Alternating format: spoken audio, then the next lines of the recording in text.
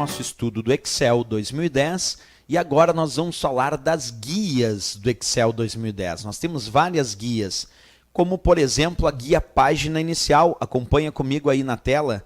Essa guia página inicial do Excel 2010 ela é muito importante porque além de ter comandos tradicionais como área de transferência, que tem o recurso recortar, copiar, colar e o pincel que copia a formatação, tem também o grupo fonte, que muda as formatações de fonte, assim como acontece também no Word. Nós temos dois grupos em especial que caem muito nas provas do Excel dentro da guia página inicial.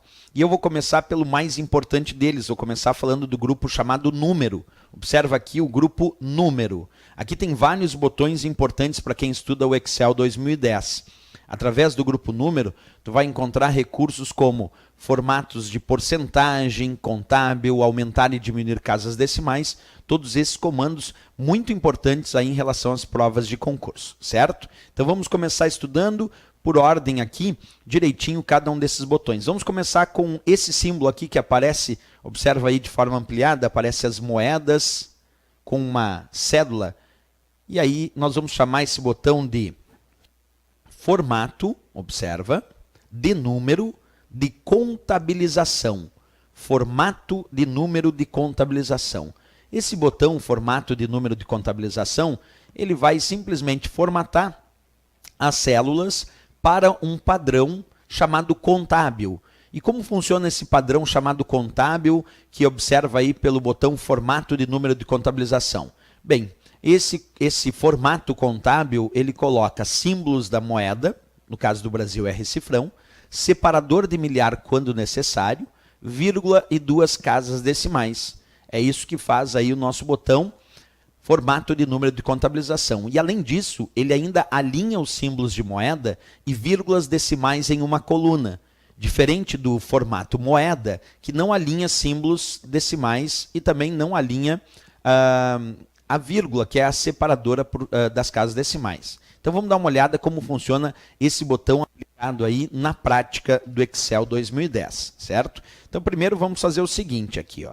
Vamos digitar dois valores. Vamos colocar aqui 23 como modelo e 2.456. Tem dois valores aqui sendo apresentados nessas células.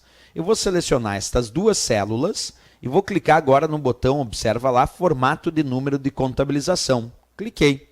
Olha o que aconteceu. Ele colocou símbolo da moeda, colocou separador de milhar quando necessário, aqui no caso de 2.456, colocou vírgula e 2 casas decimais. E se tu observar, ele ainda alinhou os símbolos de moeda e as vírgulas decimais em uma coluna. E aqui em cima tu vai observar agora que ele formatou automaticamente no padrão contábil, porque o nome do botão se chama formato de número de contabilização, justamente porque formata no padrão contábil. Qual é a grande diferença desse formato contábil para o formato moeda? Porque o usuário pode clicar aqui na caixa de formatação das células e pedir para escolher o formato moeda. A diferença é que o formato moeda não vai alinhar os símbolos da moeda e nem as vírgulas decimais em uma coluna. Vamos testar então a mudança aqui do padrão contábil para o padrão moeda. Acompanha aí na prática comigo então. Selecionei aqui essas duas células novamente. Vou clicar ali onde está indicando o formato contábil e vou escolher o formato moeda em vez do formato contábil. Cliquei. Percebe que no formato moeda ele não alinhou os símbolos da moeda, não alinhou aqui o R-cifrão. Essa é a grande diferença. E lá em cima já observamos que aparece o formato moeda. Então, o formato contábil alinha os símbolos de moeda e vírgulas decimais em uma coluna, e o dito formato moeda, esse não alinha. Por isso nós temos uma leve diferença entre os dois, certo?